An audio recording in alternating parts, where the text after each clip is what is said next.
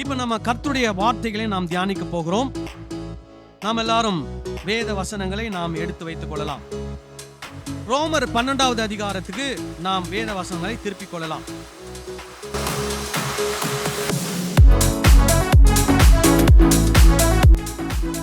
நம்ம ஒரு 3 வாரமாக, அல்லது இதுதான் 3வது வாரம் நினைக்கிறேன், ரோமர் 12வது அதிகாரத்திலிருந்து ஒரு தொடர்ந்தேச்சியாக ஒரு வேத காரியங்களை நாம் பார்த்து கொண்டு வருகிறோம்.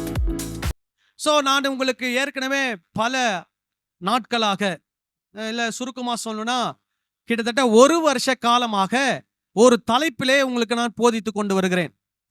பொதுவாக கிறிஸ்தவத்திலே தவறாக புரிந்து கொள்ளப்பட்ட வேத வசனம், அந்த வேத வசனத்தினுடைய சரியான அர்த்தம் என்ன அப்படின்ற தலைப்பில் தான் நாம் பார்த்து கொண்டு வருகிறோம்.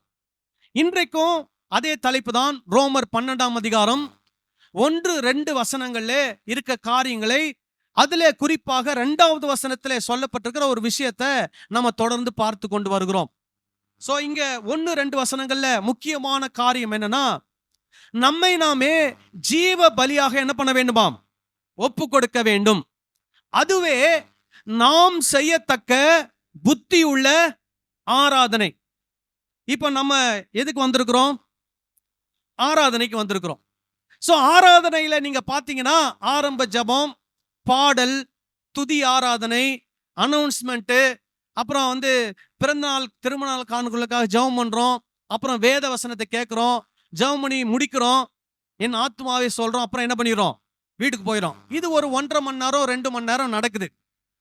ஆனா இது மட்டும் ஆராதனையா? கிடையாது. நம்முடைய வாழ்க்கையே என்னதான்? ஆராதனை தான். ஹல்லேலூயா. அதை நம்ம நல்லா புரிஞ்சுக்கணும்.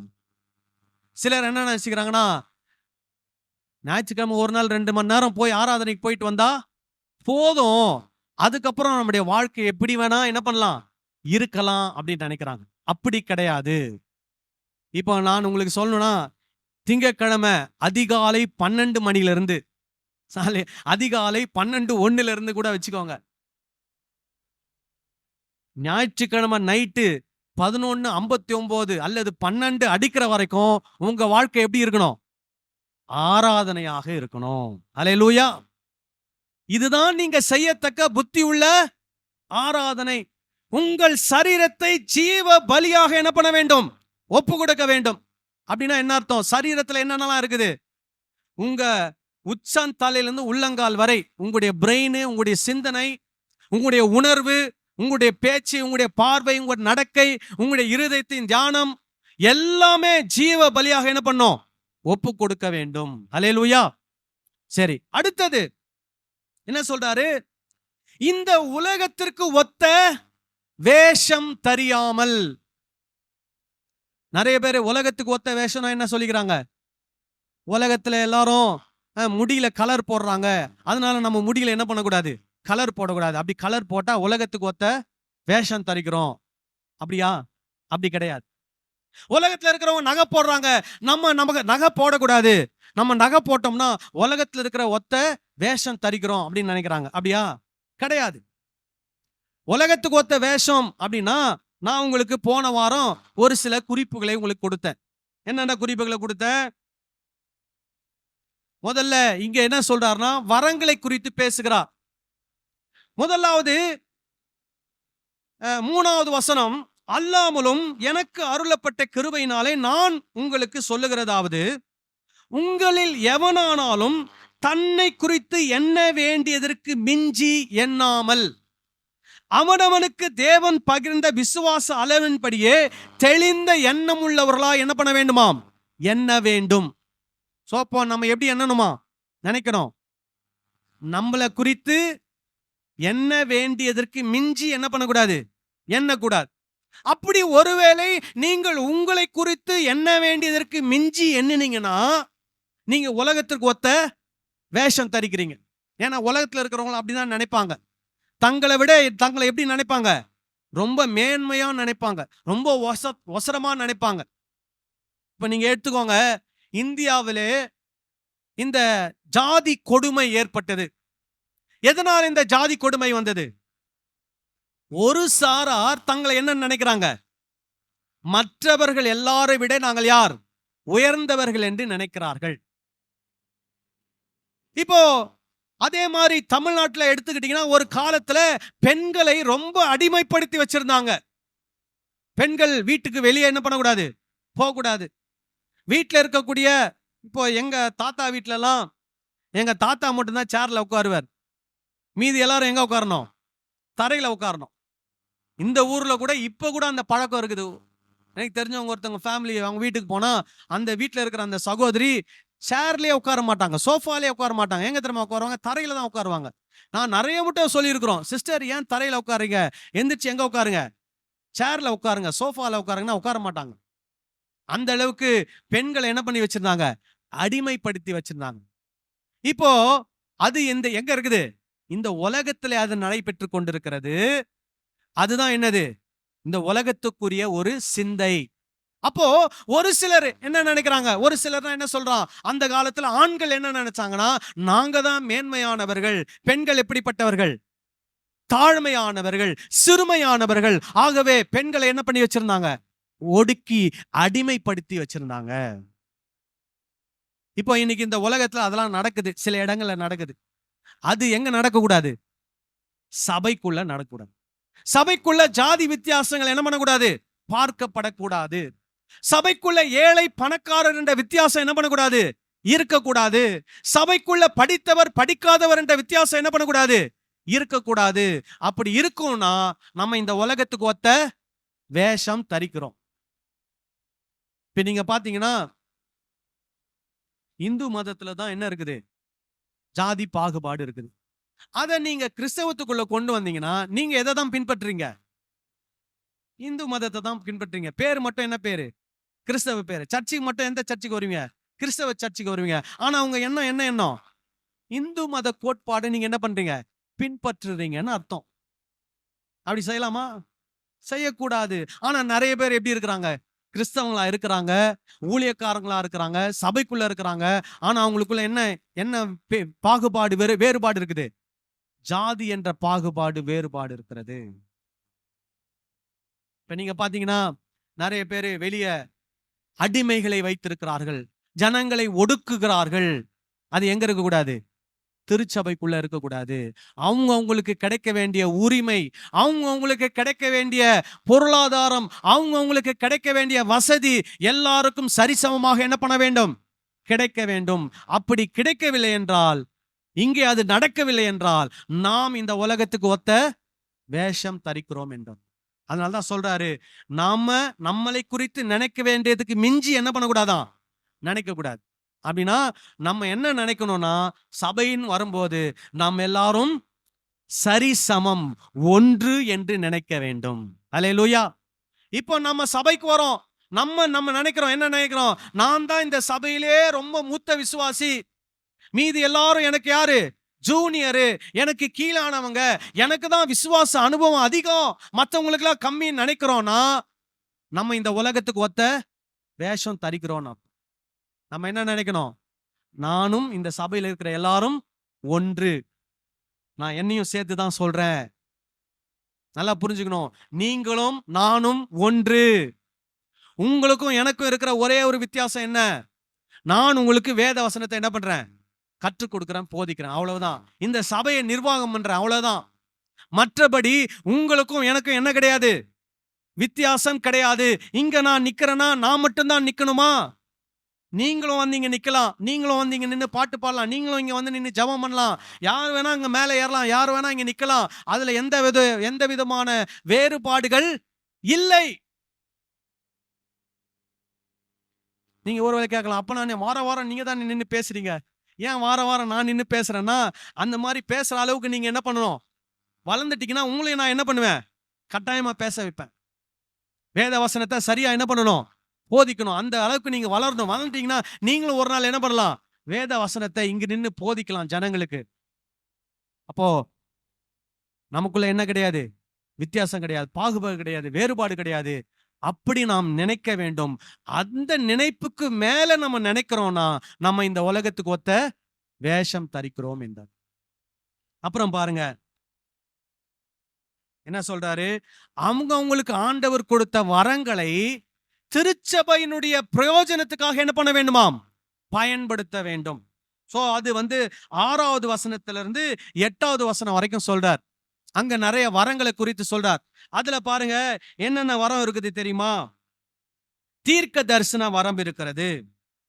அப்புறம் ஊழியம் செய்கிறனா மற்றவங்களுக்கு பணிவிடை செய்கிற அல்லது சேவை செய்கிற அந்த ஒரு வரம்.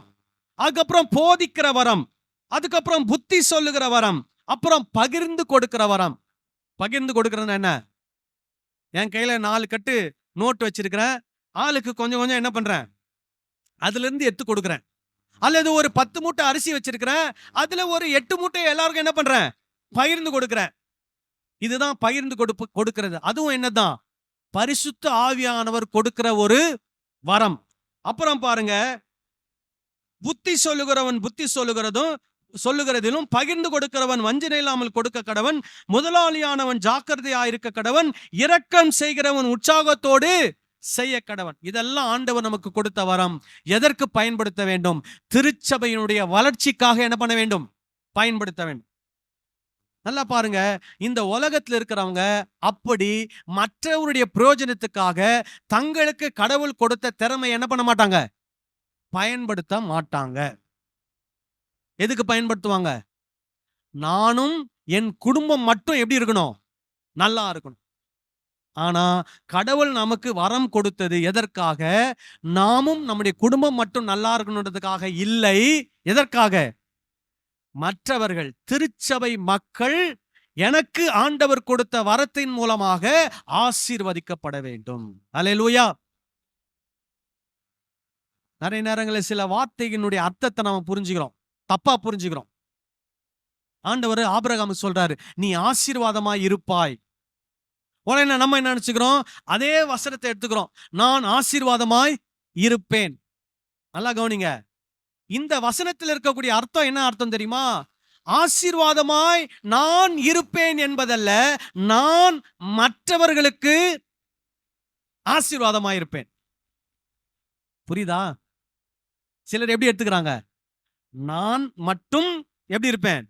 ஆசீர்வாதமாயிருப்பேன். அப்படின்னா என்ன அர்த்தம்? கர்த்தர் எனக்கு வீட்டை கொடுப்பார், கர்த்தர் எனக்கு கார் கொடுப்பார், கர்த்தர் எனக்கு நல்ல வேலை கொடுப்பார், கர்த்தர் எனக்கு உயர்வை கொடுப்பார், கர்த்தர் என்னை வெளிநாட்டு கொண்டு போவார், கர்த்தர் எனக்கு எனக்கு எனக்கு அந்த அர்த்தத்துல ஆசீர்வாதமா இருப்பாய் என்று ஆண்டவர் ஆபிரகாமுக்கு சொல்லவில்லை. ஆண்டவர் ஆபிரகாமுக்கு நீ ஆசீர்வாதமா இருப்பாய் என்று எந்த அர்த்தத்தை சொல்றார்னா, உன் மூலமாக இந்த பூமியில் இருக்கிற எல்லாரும் எப்படி இருப்பாங்க? ஆசீர்வதிக்கப்பட்டிருப்பார்கள். அப்ப இன்றைக்கு ஆண்டவர் நம்மை ஆசீர்வாதமாக வைத்திருக்கிறார்னா என்ன அர்த்தம்?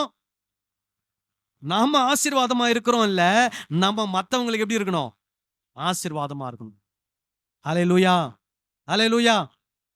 எனக்கு எனக்கு எனக்கு என்ற மனப்பான்மையிலிருந்து என்ன பண்ணணும்? வெளியே வரணும். மற்றவங்களுக்கு மற்றவங்களுக்கு மற்றவங்களுக்கு எண்ணம் நமக்கு என்ன பண்ணணும்? வரணும். அல்லேலூயா. நீங்க எனக்கு எனக்குன்னு நினைச்சீங்கன்னா நீங்க உலகத்துக்கு ஒத்த வேஷம் தரிக்கிறீங்க. நீங்க மற்றவங்களுக்கு திருச்சபைக்கு பிரயோஜனமா இருக்கணும்னு நினைச்சீங்கன்னா நீங்க கிறிஸ்துவனுடைய சிந்தனை என்ன பண்றீங்க? தரிக்கிறீங்க. அல்லேலூயா.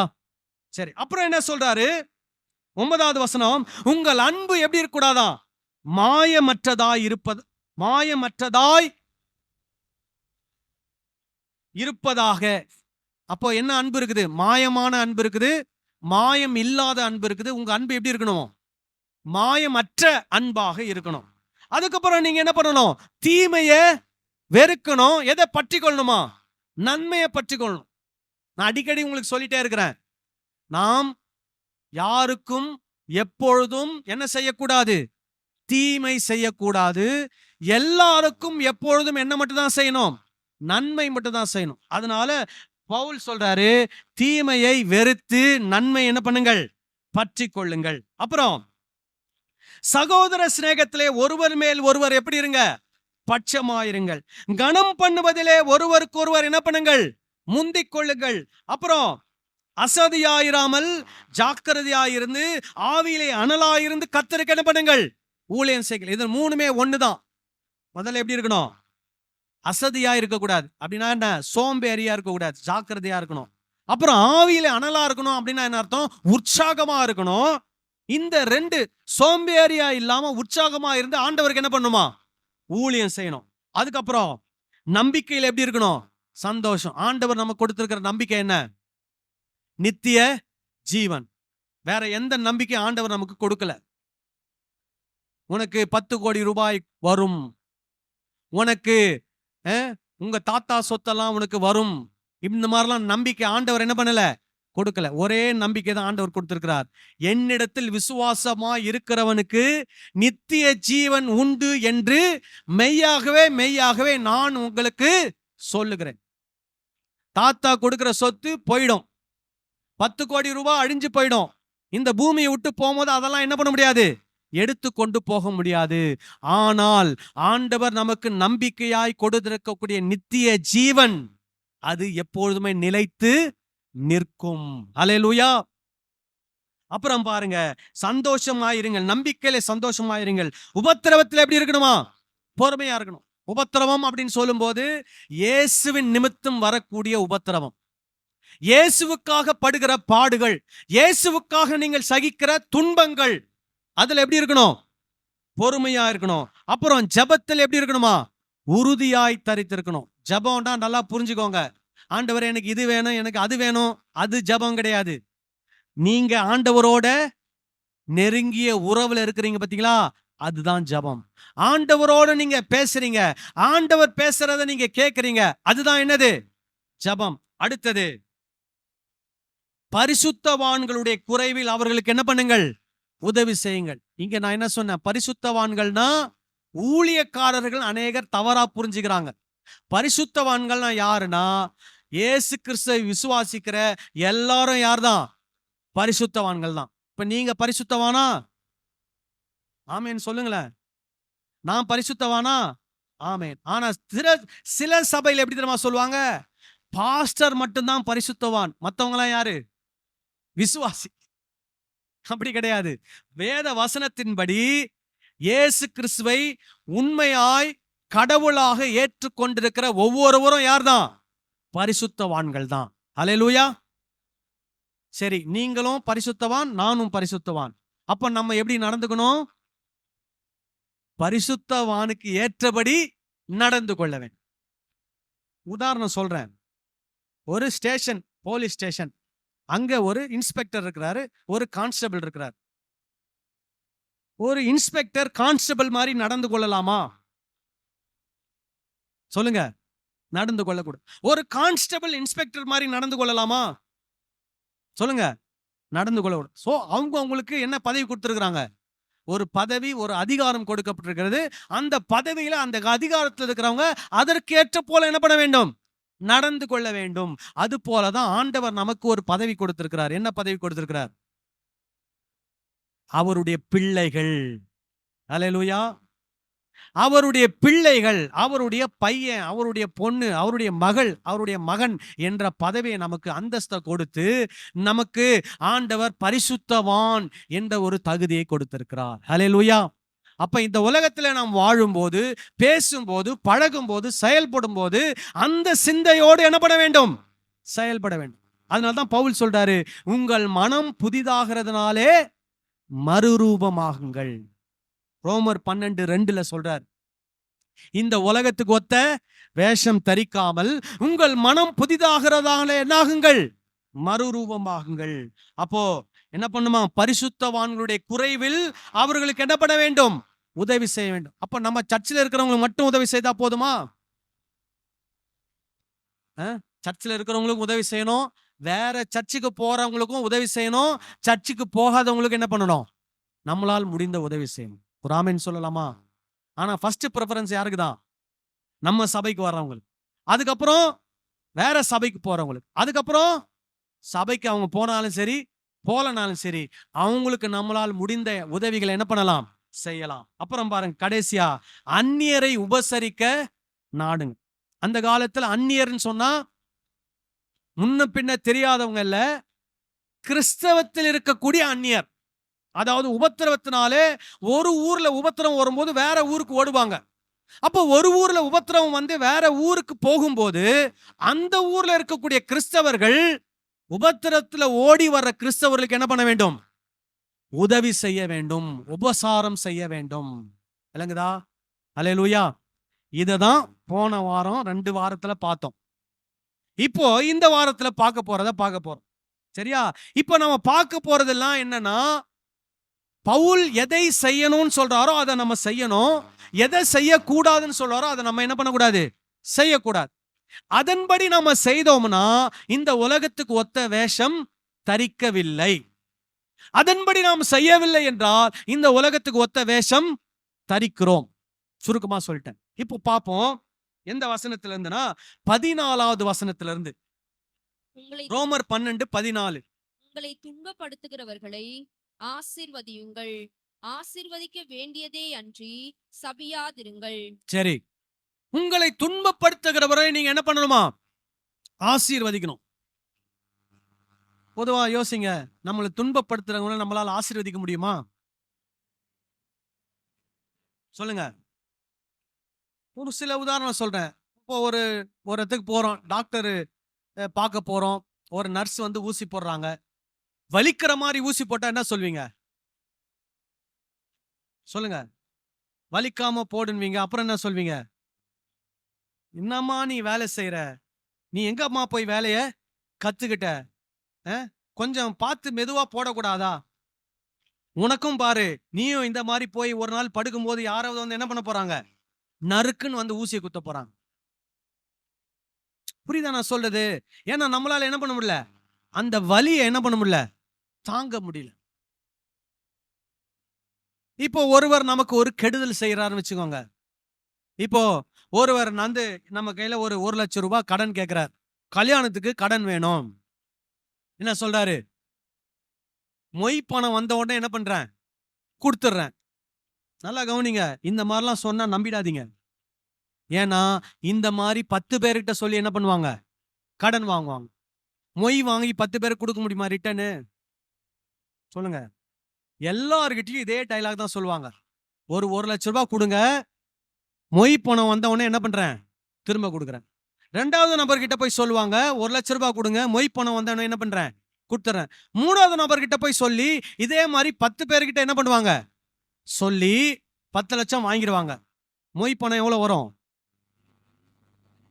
லட்சக்கணக்கில் கூட வராது. சில நேரத்துல ஒரு 50,000 75,000 வரும். அதுல ஒருத்தருடைய கடனை கூட என்ன பண்ண முடியாது? திரும்ப கொடுத்து அடைக்க முடியாது. சரி, இப்போ நீங்க அந்த மாதிரி நம்பி ஒருத்தருக்கு என்ன பண்றீங்க? 1 லட்சம் ரூபாய் கொடுக்குறீங்க. அவர் கல்யாணம் முடிஞ்சிருது. அவர் உங்களுக்கு அந்த காசு திரும்ப கொடுக்கல. உங்களுக்கு என்ன வரும்? கோபம் வரும். உடனே என்ன பண்ணுவீங்க? என்ன சொல்வீங்க? உன் குடும்ப வாழ்க்கை எப்படி இருக்காது? நல்லாவே இருக்காது. முதல்ல நீ என் கடனை கட்டு, அப்பதான் உன் குடும்ப வாழ்க்கை எப்படி இருக்கும்? நல்லா இருக்கும். சொல்லுவோமா சொல்ல மாட்டோமா? சொல்லுங்க. இது வந்து இயற்கையாய் நடக்கக்கூடிய ஒன்று. இது இந்த உலகத்துல இருக்கிறவர்கள் என்ன பண்ணுவாங்க? அத செய்வாங்க. ஆனா நமக்கு ஒரு துன்பம் வருகிறது, நமக்கு ஒரு நபர் மூலமாக ஒரு துன்பம் வருகிறது என்றால் நாம் தேவ ஜனங்களாய் இருக்கிறோம். நாம் என்ன பண்ணக்கூடாதாம்? அந்த நபரை சபிக்க கூடாது. இப்போ ஒரு கடன்காரன் எனக்கு 1 லட்சம் ரூபாய் கடன் கொடுக்கணும்னு வச்சுக்கோங்க. நான் வந்து சொல்றேன், நீ நல்லாவே இருக்க மாட்ட, நாசமா போயிடுவ, உனக்கு விளங்காம போயிடும்னு சொன்னேன்னா அந்த 1 லட்சம் ரூபாய் எனக்கு வருமா? சொல்லுங்க. அதுக்கு பதிலா நீ ரொம்ப நல்லா இருப்பப்பா, நீ நல்லா இருக்கணும், நான் ஜெபம் பண்ணிக்கிறேன் அப்படின்னு நீங்க ஜெபம் பண்ணீங்கன்னா அந்த 1 லட்சம் வருமா வராதா? வரும். எப்படி வரும்? அவன் நல்லா ஆயிட்டான்னு வச்சுக்கோங்க, அவன் பிசினஸ் நல்லா ஓஹோன்னு போயிடுச்சுன்னு வச்சுங்க, அவன் என்ன நினைப்பான்? இவங்களுக்கு 1 லட்சம் கொடுக்கணும், என்ன பண்ணுவோம்? கொண்டு போய் கொடுத்துருவோம், கொண்டு வந்து கொடுப்பான். இதுதான் கிறிஸ்தவம், இதுதான் கிறிஸ்துவின் போதனை. அப்போ உங்களுக்கு ஒருவர் மூலமாக துன்பம் வரும்போது நீங்கள் அவரை என்ன பண்ணக்கூடாது? சபிக்க கூடாது. அதற்கு பதிலாக அவர்களை என்ன பண்ண வேண்டும்? ஆசீர்வதிக்க வேண்டும். சிலர் எப்படி நம்ம ஆசீர்வதிப்பாங்க? நீ ரொம்ப நல்லாரு, நீ ரொம்ப நல்லாரு, நீ வாழ்ந்துருவ அப்படின்னா என்ன அர்த்தம்? என்ன அர்த்தம்? வாயிலிருந்து வர்ற வார்த்தை நல்லாரு, நல்லா வாழ்ந்துருவேன்னு சொல்றது வாயிலிருந்து வர்ற வார்த்தை. ஆனா இருதயத்துல என்ன இருக்குது? நீ நாசமா போயிடுவ. ஏன் இத பவுல் சொல்றாரு? எந்த காலகட்ட சூழ்நிலை சொல்றாருன்னா, 1ஆம் நூற்றாண்டுல கிறிஸ்தவங்களுக்கு உபத்திரவம். கிறிஸ்தவங்களை அடிக்கிறாங்க, கிறிஸ்தவங்களை கொல்றாங்க, கிறிஸ்தவங்களுடைய வீட்டை கொளுத்துறாங்க. அப்ப கிறிஸ்தவங்க என்ன பண்ணுவாங்க? ஆட்டோமேட்டிக்கா, ஏய் என் வீட்டை வந்து கொளுத்துறியா, நீ நல்லாவே இருக்க மாட்ட. என்ன வந்து அடிக்கிறியா, என் பிள்ளைகளை பிடிச்சி பிடிங்கிட்டு போறியா, என்ன உபத்திரவப்படுத்துறியா, நீ எப்படி இருக்க மாட்ட? நல்லா இருக்க மாட்ட. இயேசு சீக்கிரம் வரப்போறாரு, உன்னெல்லாம் தூக்கி எங்க போட போறாரு? நரகத்துல போட போறாரு. அந்த மாதிரி என்ன பண்ணாதீங்க, சபிக்காதீங்க. அவங்களை என்ன பண்ணுங்க? ஆசீர்வதிங்க. எப்படி ஆசீர்வதிக்கலாம்? ஆண்டவரே, இவங்க தெரியாம எங்களை உபத்திரவப்படுத்துறாங்க, அவங்க மனக்கண்களை என்ன பண்ணும்? திறந்தருளும். அவங்களும் இயேசுவை என்ன பண்ண வேண்டும்? ஏற்றுக்கொள்ள வேண்டும். சில நேரத்துல நம்மளே என்ன பண்ணிருக்கிறோம்? சில நேரங்கள்ல அங்க சபையை உடைக்கிறாங்கன்னு உடனே நம்ம என்ன பண்ணுவோம்? ஆட்சியில இருக்கிறவங்கள என்ன பண்ணுவோம்? திட்டுவோம். இவரால தான் இப்படி நடக்குது, அவரால தான் இப்படி நடக்குது. அந்த மாதிரிலாம் நம்ம திட்டக்கூடாது. அவங்கள என்ன பண்ணணும்? ஆசீர்வதிக்கணும். சீக்கிரமா அவங்க மனக்கண்கள் என்ன ஆகணும்? திறக்கப்படணும். இயேசுவை மெய்யான தெய்வமாக அவர்கள் என்ன பண்ண வேண்டும்? ஏற்றுக்கொள்ள வேண்டும். ஏன்னா அந்த காலத்துல அப்படிதான். உங்களுக்கு உதாரணம் சொல்ற பாருங்க. இயேசுவை சிலுவையில அறையும் போது கூட 2 கள்ளர்களை என்ன பண்றாங்க? சிலுவையில அறையிறாங்க. வழக்கமா இயேசுவை சிலுவையில அறையிற மாதிரி அதுக்கு முன்னாடி நிறைய குற்றவாளிகளை சிலுவையில அறைவாங்க. அப்ப அந்த குற்றவாளிகள் சிலுவையில தொங்கும் போது யாரெல்லாம் எந்தெந்த போர் சேவர்கள் இவங்களை வந்து அந்த சிலுவையில அறைந்தாங்களோ அந்த போர் சேவர்களை இவங்க என்ன பண்ணுவாங்க தெரியுமா? கெட்ட கெட்ட வார்த்தை சொல்லி, சாபமான வார்த்தைகளை சொல்லி என்ன பண்ணுவாங்க? திட்டுவாங்க. யாரு? குற்றவாளிகள் எங்க தொங்குறாங்க? சிலுவையில தொங்குறவங்க. அவங்களுக்கு குற்றம் தண்டனைய யாரு நிறைவேற்றுறாங்களோ அவங்கள என்ன பண்ணுவாங்க? திட்டுவாங்க, சபிப்பாங்க, பலவிதமான பாஷைகளை சொல்லி என்ன பண்ணுவாங்க? அவங்கள இது பண்ணுவாங்க. அதே ட்ரெண்ட் எங்க வருது? 1ஆம் நூற்றாண்டுல கிறிஸ்தவங்களுக்கு உபத்திரம் வருது. ஒரு சில கிறிஸ்தவங்க என்ன பண்றாங்க? அவங்களுக்கு உபத்திரம் கொடுக்குறவங்களை நிந்திக்கிறாங்க, அவங்கள வந்து சபிக்கிறாங்க. பவுல் இதெல்லாம் கேள்விப்படுறாரு. கேள்விப்பட்டுட்டு, நீ இந்த உலகத்துக்கு ஒத்த வேஷம் தரிக்க கூடாது. இந்த உலகத்துல கிரிமினல்கள் அவங்களுக்கு தண்டனை வரும்போது அவங்க என்ன பண்ணுவாங்க? மற்றவங்களை சபிப்பாங்க. இப்போ நீயோ ஏதோ தப்பு செஞ்சு தண்டனை அனுபவிக்கல, இயேசுவுக்காக என்ன பண்ற? துன்பப்படுற, இயேசுவுக்காக உபத்திரவப்படுற. நீ என்ன பண்ணக்கூடாது? உனக்கு உபத்திரவம் கொடுக்கிறவனுக்கு நீ என்ன பண்ணக்கூடாது? சாபம் விடக்கூடாது. அவனை நீ என்ன பண்ண வேண்டும்? ஆசீர்வதிக்க வேண்டும். சோ இப்போ நமக்கு இயேசு நிமித்தமாவும் நமக்கு சில உபத்திரம் வருது. இந்த உலகத்துல வாழும்போதும் நமக்கு என்ன வருது? உபத்திரம் வருது, கஷ்டம் வருது, வேதனை வருது. நம்ம என்ன பண்ணக்கூடாது? மத்தவங்களை சபிக்க கூடாது. மத்தவங்களை என்ன பண்ணணும்? ஆசீர்வதிக்கணும். ஒரு ஆமென் சொல்லுங்களேன். அல்லேலூயா. அல்லேலூயா. சத்தமாவே வரமாட்டுதே. சோ இந்த வசனத்துல என்ன செய்யணும்ன்றாரு, என்ன செய்யக்கூடாதுன்றாரு? என்ன செய்யணும்? ஆசீர்வதிக்கணும். என்ன செய்யக்கூடாது? சபிக்க கூடாது. சோ எந்த ஒரு காரணம் கொண்டும் உங்க வாயிலிருந்து என்ன வரக்கூடாது? சாபமான வார்த்தை வரக்கூடாது. சில நேரத்துல பெற்றோர் கூட என்ன தெரியுமா சொல்லுவாங்க? பெண் பிள்ளைகள் கிட்ட சொல்லுவாங்க, பாரு நீ வீட்டுல எந்த வேலையும் செய்ய மாட்ட, உனக்கு மோசமான ஒரு மாமியார் வரப்போறா. இது ஒரு சாபம். அம்மாக்கள் பிள்ளைகளுக்கு கொடுக்கக்கூடிய ஒரு சாபம். நீங்க விரும்புறீங்களா உங்க பிள்ளைங்க எல்லாம் மோசமான மாமியார் கிட்ட மாட்டி தவிக்கணும்னு? அந்த மாதிரிலாம் என்ன பண்ணக்கூடாது? சாபம் பண்ணக்கூடாது. சிலர் சொல்லுவாங்க, படிக்க மாட்டேன்ற எருமை, நீ எதுக்கு தான் லாய்க்கு? மாடு மேய்க்கிறது தான் லாய்க்கு. யார சொல்றது? பிள்ளைங்களை சொல்றது. சாபம் விடுறது. அதே மாதிரி அவன் என்ன நினைப்பான்? எங்க அம்மா அடிக்கடி சொல்லுவாங்க, நான் என்ன மேய்ப்பேன்? மாடு மேய்க்கிறது தான் லாய்க்குன்னு சொல்லி அவனும் என்ன பண்ண ஆரம்பிச்சிருவான்? மாடு மேய்க்க ஆரம்பிச்சிருவான். ஆனா நீங்க நினைக்காதீங்க, மாடு மேய்ச்சாலும் அதுல நல்ல பிசினஸ், பன்னி மேய்க்கிறதுல நல்ல பிசினஸ். இப்போ நிறைய பேர் ஐடி வேலையெல்லாம் விட்டுட்டு வந்து பன்னி மேய்க்கிறாங்க, பன்னி வளர்க்குறாங்க. ஒருத்தர் வந்து ஐடி வேலையை விட்டுட்டு கழுத வளர்க்குறாரு. கழுத பால் 1 லிட்டர் வந்து 3000 ரூபாவாம். நல்ல ஐடியாவா? ஒரு நாளைக்கு 1 லிட்டர் பால் கறக்குமா அந்த கழுத. கறந்தா 3000 ரூபாய்க்கு அந்த வந்து வீட்டுக்கு வந்து வாங்கிட்டு போறதுக்கு ஆல்ரெடியா இருக்கிறாங்க கழுதப்பால். நீங்க எக்மோர்ல இருக்கிற மெட்டர்னிட்டி ஆஸ்பத்திரி வாசல்ல கழுத இருக்கும். ஒரு சின்ன சங்குல முன்னாடி வந்து கழுத பால் வந்து 10 ரூபாய், 20 ரூபாய், 50 ரூபான்னு வித்தான். இப்ப எவ்வளவு தெரியுமா? 500 ரூபாய்க்கு விற்கிறான் சின்ன சங்குல. ஏன்னா குழந்தை பிறந்த உடனே என்ன பண்ணுவாங்க? கழுத பால் ஊத்துவாங்க.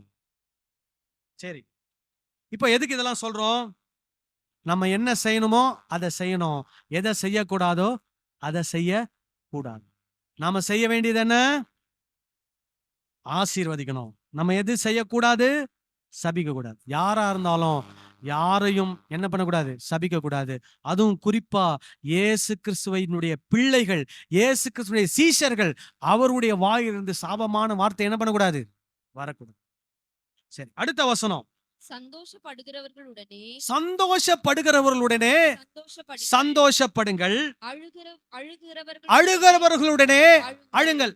1ஆம் நூற்றாண்டுல யாருக்கு சந்தோஷம் வரும், யாருக்கு அழுக வரும்? கிறிஸ்தவர்கள் உயிர் தப்பி பழிச்சவங்க எப்படி இருப்பாங்க? சந்தோஷமா இருப்பாங்க. உயிரை பலி கொடுத்தவங்க என்ன பண்ணுவாங்க? துக்கமா இருப்பாங்க. வீடை இழந்தவங்க துக்கமா இருப்பாங்க. வீடை காப்பாத்தினவங்க எப்படி இருப்பாங்க? சந்தோஷமா இருப்பாங்க. கணவனை இழந்தவங்க துக்கமா இருப்பாங்க. கணவனை உயிரோட வச்சிருக்கிறவங்க எப்படி இருப்பாங்க? சந்தோஷமா இருப்பாங்க. ஏன்னா 1ஆம் நூற்றாண்டுல கிறிஸ்தவர்களுக்கு பெரிய உபத்திரவம், தேடி தேடி கொள்றாங்க கிறிஸ்தவங்களை. அப்போ அந்த சூழ்நிலையில பவுல் சொல்றாரு, சந்தோஷமா இருக்கிறாங்கன்னா அவங்க கூட நீங்க எப்படி இருங்க? சந்தோஷமா இருங்க. துக்கமா இருக்கிறாங்கன்னா அவங்க கூட எப்படி இருங்க? துக்கமா இருங்க. ஒருத்தர் சொன்னாரு, இதுல துக்கமா இருக்கிறவங்க கூட கூட எப்போ எப்படி இருந்துட முடியும்? துக்கமா இருந்துட முடியும். ஆனா சந்தோஷமா இருக்கவங்க கூட போய் நம்மளால எப்படி இருக்க முடியாதான்? சந்தோஷமா இருக்க முடியாது அப்படின்றார். நல்லா யோசிங்க. நம்ம வீட்டு பக்கத்துல அல்லது நம்ம வீட்டுல வாடகைக்கு இருந்தவர் ஒரு நல்ல இடம் வாங்கி ஒரு பெரிய பங்களா வீடு கட்டிட்டாருன்னா நம்ம சந்தோஷப்படுவோமா? சொல்லுங்க. சந்தோஷப்படணும். ஆனா இந்த உலகத்துல இருக்கவங்க என்ன பண்ண மாட்டாங்க? சந்தோஷப்பட மாட்டாங்க. எப்படி நினைப்பாங்க? எப்பவுமே இவரு நம்ம வீட்டுல எப்படி இருக்கணும்? வாடகை கொடுத்து இருக்கணும். இவர் எப்பவுமே எங்க போயிடக்கூடாது? சொந்த வீட்டுக்கு போயிடும். ஒருத்தர் ஓலை குடிசை வீட்டுல இருந்து ஒரு கட்டட வீட்டுக்கு, மாடி வீட்டுக்கு வந்துடுறாருன்னு வச்சுங்க, நம்மளால சந்தோஷப்பட முடியுமா? நம்ம என்ன நினைப்போம்? அவர் எப்பவுமே எதுல தான் இருக்கணும்? ஓலை குடிசையிலே இருந்தா சந்தோஷம். ஆனா பில்டிங் கட்டிட்டாருன்னா என்ன ஆயிடும்? சந்தோஷம் நம்மளை விட்டு போயிடும். அப்படி இருக்கக்கூடாது. ஆனா இந்த உலகத்துல இருக்கவங்க அப்படி இருப்பாங்க. நம்ம அப்படி இருந்தோம்னா நம்ம இந்த உலகத்துக்கு ஒத்த வேஷம் தரிக்கிறோம். இப்போ ஒருவர் துக்கமா இருக்கிறார், துக்க வீட்டுல போய் உட்காந்து ஜோக் அடிச்சுக்கிட்டு சிரிச்சுக்கிட்டு இருந்தீங்கன்னா எப்படி இருக்கும்? சொல்லுங்க. ஒரு சிலர் அப்படிதான் பண்றாங்க. துக்க வீட்டுக்கு போறாங்க, ஃப்ரெண்ட்ஸும் கூட ஒரு சைட்ல சேர்ல போட்டு உட்காந்துக்கிறாங்க. அங்க துக்க வீட்டுல பாட்டு பாடிட்டு இருப்பாங்க. இங்க என்ன நடந்துட்டு இருக்கோம்? ஜோக் அடிச்சுக்கிட்டு சிரிச்சுக்கிட்டு கிண்டல் பண்ணிட்டு கேலி பண்ணிட்டு இருப்பாங்க. வர்றவங்க போறவங்க அழுவுறதெல்லாம் பார்த்து என்ன பண்ணிட்டு இருப்பாங்க? கிண்டல் பண்ணிட்டு இருப்பாங்க. அவர் முடி எப்படி இருக்குது பாரு, அவரு எப்படி அழுதார் பத்தியா அப்படின்னு சொல்லி எல்லாம் என்ன பண்ணுவாங்க? கிண்டல் பண்ணிட்டு இருப்பாங்க. அப்போ இங்க பவுல் சொல்றாரு, துயரப்படுகிறவர்களோடு என்ன பண்ணுங்கள்? துயரப்படுங்க. அதுவும் அந்த வார்த்தை துயரப்படுகிறது அப்படின்ற வார்த்தையில எப்படி இருக்குது தெரியுமா? அவங்களுடைய துயரத்துல நம்முடைய துயரத்தை சத்தம் போட்டு வெளிப்படுத்தணுமா? அந்த வார்த்தையினுடைய அர்த்தத்துல சொல்லப்பட்டிருக்கிறது. ஏதோ அமைதியா நின்னு துயரப்படுறது இல்ல. எப்படி துயரப்படணுமா? அவங்களுடைய துயரத்துல நம்முடைய துயரத்தை சத்தம் போட்டு வெளிப்படுத்தணுமா? அந்த அர்த்தத்துல அந்த வார்த்தை சொல்லப்படுகிறது. துயரப்படுவர்களோடு கூட என்ன பண்ணுங்கள்? துயரப்படுங்க. துயரம் சொல்லும் போது நீங்க நம்ம தமிழ் வார்த்தை இருக்குது, வேதனை, துக்கம், வேற துன்பம், துயரம், சஞ்சலம், இந்த மாதிரிலாம் இருக்குது. அதுல இந்த துயரம் என்ற வார்த்தை ரொம்ப என்ன சொல்லுது, ஒரு உயிரை பறிகொடுத்தா எப்படி ஒரு மனசு பாதிக்கப்படுமோ அப்படிப்பட்ட ஒரு பாதிப்பு. அந்த பாதிக்கப்பட்ட மக்களோடு கூட சேர்ந்து நம்மளும் என்ன பண்ணுமா? துயரப்பட வேண்டும் அப்படின்னு சொல்றார். சரி, அடுத்தது சந்தோஷப்படுகிறவர்களோடு கூட அப்படின்னு சொல்லும்போது நல்ல சந்தோஷமா இருக்கிறவங்களோட நம்மளும் எப்படி இருக்கணும்? சந்தோஷமா இருக்கும். இப்போ நல்ல ஒருத்தர் குடிசை வீட்டுல இருந்தவர் நல்ல அழகான சூப்பரான ஒரு வீடு கட்டி இருக்கிறாரு. அந்த வீடு பிரதிஷ்டைக்கு நம்மள என்ன பண்றாரு? அழைக்கிறார்னா நம்ம எப்படி இருக்கணும்? சந்தோஷமா இருக்கணும். பரவாயில்ல, நம்ம சபைக்கு வரக்கூடிய இந்த அருமையான சகோதரன் ஒரு சாதாரண நிலையில இருந்தாரு, இப்ப எந்த நிலைக்கு உயர்த்தப்பட்டிருக்கிறாரு? நல்ல ஒரு நிலைக்கு உயர்த்தப்பட்டிருக்கிறார். ஹல்லேலூயா. ஹல்லேலூயாவே வரமாட்டுது. சத்தமா சொல்லுங்களேன். இல்லைன்னா எப்படி தெரியுமா கேட்பேன்? தூங்குறவங்க எல்லாம் ஒரு ஹல்லேலூயா சொல்லுங்கன்னு. சந்தோஷப்படுகிறோடு கூட என்ன பண்ண வேண்டும்? சந்தோஷப்பட வேண்டும். அதே மாதிரி துயரப்படுகிறோடு என்ன பண்ண வேண்டும்? துயரப்பட வேண்டும். அதாவது இவர் சொல்ல வர விஷயம் என்னன்னா, அந்தந்த சூழ்நிலைக்கு ஏத்தது போல நம்ம புரிதல் உள்ளவர்களாக இருக்க வேண்டும். சில நேரத்துல துயரப்பட்டுட்டு இருக்கவங்க கிட்ட போய் என்ன சொல்லிட்டு இருக்க கூடாது? புத்திமதி, அட்வைஸ், இப்படி பண்ணியிருக்கலாமே, அப்படி பண்ணியிருக்கலாமேலாம் என்ன பண்ணக்கூடாது? சொல்லக்கூடாது. சிலர் பண்ணீங்கன்னா, சிலர் துயரத்துல இருக்கும்போது போய் என்ன பண்ண ஆரம்பிச்சிருவாங்கன்னா, அட்வைஸ் பண்ண ஆரம்பிச்சிருவாங்க. ஏதோ ரொம்ப ஸ்பிரிச்சுவலா பேச ஆரம்பிச்சிருவாங்க. எல்லாம் ஆண்டவருக்கு தெரியும், ஆண்டவருக்கு தெரியாம ஒண்ணு இல்ல. கர்த்தர் கொடுத்தார், கர்த்தர் எடுத்தார். நீங்க இப்படி பண்ணியிருக்கலாம், நீங்க அப்படி பண்ணியிருக்கலாம், இப்படி நடந்திருக்கலாம், அப்படி நடந்திருக்கலாம். எல்லா அட்வைஸும் பண்ணலாம். ஆனா ஒரு சம்பவம் நடந்து விட்டது. அந்த குடும்பம் எதுல இருக்குது? துயரத்தில் இருக்கிறது. நீங்க அங்க அட்வைஸ் பண்ணதுக்காக போல, நீங்க அங்க தேவ ஆலோசனை சொல்றதுக்காக போல, அந்த துயரப்படவோடு சேர்ந்து என்ன பண்ண போயிருக்கிறீங்க? துயரப்பட போயிருக்கிறீங்க. அவங்க கூட சேர்ந்து நின்னு என்ன பண்ணுங்க? துயரப்படுங்க. அட்வைஸ்லாம் என்ன பண்ணாதீங்க? கொடுக்காதீங்க. ஹல்லேலூயா. அடுத்தது, ஒருவரோடு ஒருவர் ஏக சிந்தை உள்ளவர்களாயிருங்கள். ஏக சிந்தை உள்ளவர்களாயிருங்கள். மேட்டிமையானவைகளை சிந்தியாமல், மேட்டிமையானவைகளை சிந்தியாமல், தாழ்மையானவர்களுக்கு இணங்குங்கள். தாழ்மையானவர்களுக்கு இணங்குங்கள். உங்களையே புத்திமான்கள் என்று எண்ணாதிருங்கள். புத்திமான்கள் என்று எண்ணாதிருங்கள். சோ இதெல்லாம் சேர்ந்து ஒரே விஷயம்தான். எப்படி என்ன பண்ணுமா? முதல்ல மேட்டிமையானவைகளை என்ன பண்ணக்கூடாதான்? சிந்திக்க கூடாது. ஒருவரோடு ஒருவர் ஏக சிந்தை உள்ளவர்களாயிருங்கள். அதாவது ஏக சிந்தை அப்படின்னு சொன்னா எல்லாருடைய மனமும் எப்படி சிந்திக்கணும்? ஒரே மாதிரி யோசிக்கணும். அது எப்படி வரும் அப்படின்னா, நீங்க ரெகுலரா சர்ச்சுக்கு வரணும், ரெகுலரா பிரசங்கத்தை கேட்கணும். அப்போ உங்க எல்லாருடைய சிந்தனை எப்படி இருக்கும்? ஒரே மாதிரி இருக்கும். நீங்க அடிக்கடி லீவ் போட்டுறீங்க, அடிக்கடி ஆப்சென்ட் ஆயிரீங்கன்னா எல்லாருடைய சிந்தனையோட உங்க சிந்தனை என்ன ஆகாது? ஒரே மாதிரி வராது. ஏன்னா இப்போ நம்ம சர்ச் எடுத்துக்கோங்க, ஒரு சிலர் தான் தவறாமல் ஒவ்வொரு வாரமும் என்ன பண்றாங்க? வந்து வேத வசன பிரசங்கத்தை கேட்கிறாங்க. ஒரு சிலர் தான் தவறாம சனிக்கிழமை ஜபத்துக்கு வர்றாங்க. ஒரு சிலர் தான் தவறாம ஞாயிற்றுக்கிழமை நடக்கிற பைபிள் ஸ்டடிக்கு வர்றாங்க. அப்போ நீங்க தவறாமல் வந்து அந்த போதனைகளை கேட்க கேட்க தான் உங்க எல்லாருடைய சிந்தனை எப்படி இருக்கும்? ஒரே மாதிரி இருக்கும். சரி, அடுத்தது, அப்படி ஒரே மாதிரி இருந்தா நீங்க மேட்டிமையான காரியங்களை என்ன பண்ண மாட்டீங்க? சிந்திக்க மாட்டீங்க. அப்போ என்ன செய்யணும்? முதல்ல நீங்க எல்லாரும் எப்படி யோசிக்கணும்? ஒரே மாதிரி யோசிக்கணும். ரெண்டாவது, எப்படி இருக்கக்கூடாது?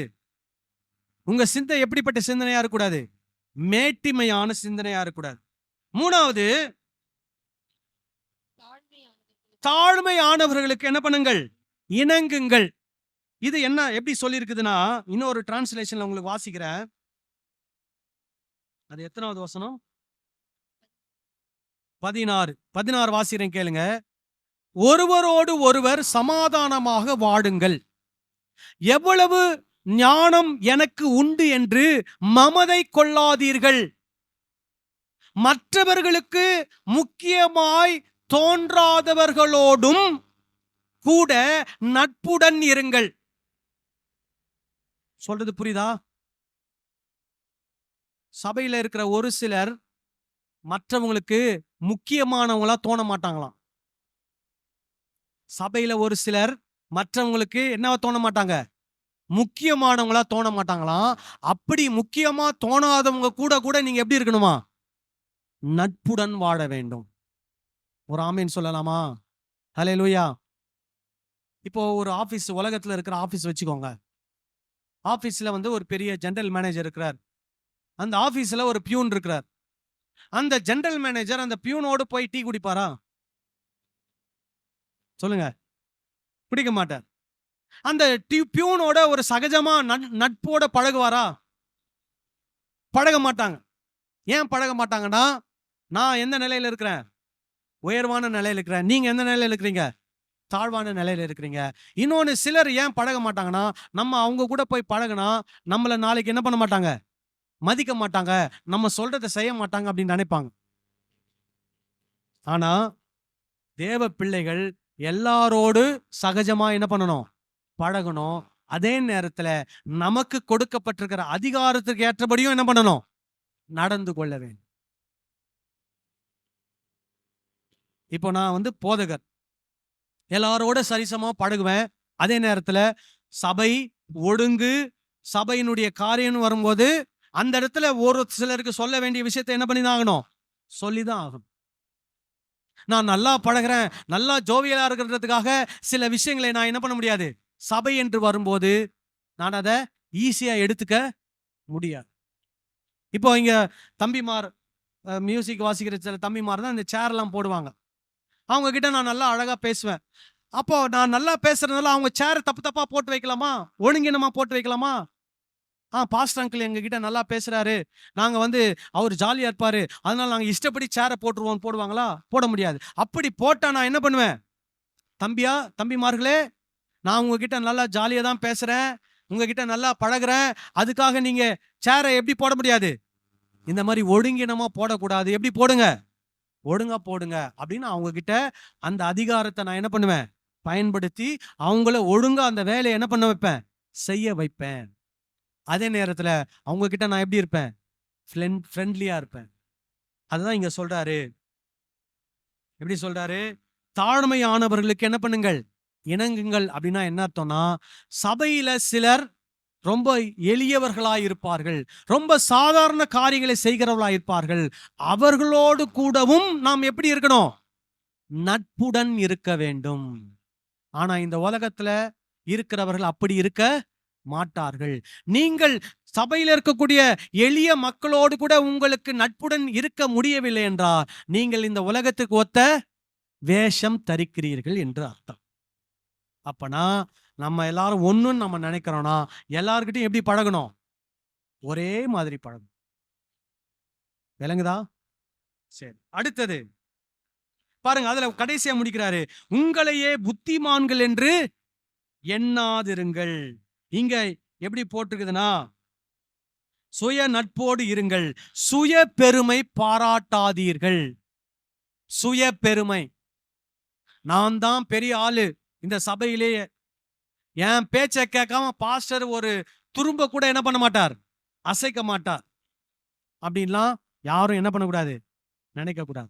நான் சொன்னா பாஸ்டர் கேட்பார், நான் சொன்னா பாஸ்டர் செய்வார், நான் இல்லைன்னா இந்த சபையே இல்ல, அந்த மாதிரிலாம் யாரும் என்ன பண்ணக்கூடாது? நினைக்க கூடாது. ஏன்னா நம்ம எல்லாரும் ஒண்ணு. நாமும் இந்த சபையில நம்முடைய பங்கை என்ன பண்ணுகிறோம்? செலுத்துகிறோம். நம்ம எல்லாரும் சேர்ந்துதான் இந்த திருச்சபை என்ன பண்ணுகிறோம்? நடத்துகிறோம். அது உண்மை. ஆனால் நான் இல்லைன்னா இது நடக்காதுன்னு நினைக்கிறது என்னது? தவறு. புரியுதுங்களா நான் சொல்றது? ஓகே, அடுத்தது, ஒருவனுக்கும் தீமைக்கு தீமை செய்யாதிருங்கள். என்ன பண்ணக்கூடாதா? தீமைக்கு தீமை. நீ என்ன 100 ரூபாய் ஏமாத்துறியா? நான் என்ன பண்ணுவேன்? உனக்கு நேரம் வரும்போது 1000 ரூபாய் உன்னை ஏமாத்துவேன். சோ இங்க என்ன செய்யக்கூடாதுன்னு சொல்றாரு பவுலு? தீமைக்கு தீமை செய்யக்கூடாது. அப்புறம் எல்லா மனுஷருக்கு முன்பாகவும் யோக்கியமானவைகளை செய்ய நாடுங்கள். யோக்கியமானவைகள்னா என்ன நினைக்கிறீங்க? நாம் செய்யக்கூடிய எந்த ஒரு செயலும் யார் பார்த்தாலும் அதுல ஒரு குற்றம் என்ன பண்ணக்கூடாது? சொல்லக்கூடாது. சிலர் குற்றம் கண்டுபிடிக்கணும்னு நினைக்கிறவங்க குற்றம் கண்டுபிடிப்பாங்க, அதை நம்ம தவிர்க்க முடியாது. ஆனால் நம்மளால் முடிந்த அளவு மற்றவர்கள் நம்மேல் எந்த ஒரு குற்றத்தையும் சொல்லாதபடிக்கு நாம் எப்படி நடந்து கொள்ள வேண்டும்? அப்படி நடந்து கொள்ள வேண்டும். ஒரு ஆமீன் சொல்லலாமா? அல்லேலூயா. அப்புறம் கூடுமானால் உங்களால் ஆன மட்டும் எல்லா மனுஷரோடும் சமாதானமாயிருங்கள்.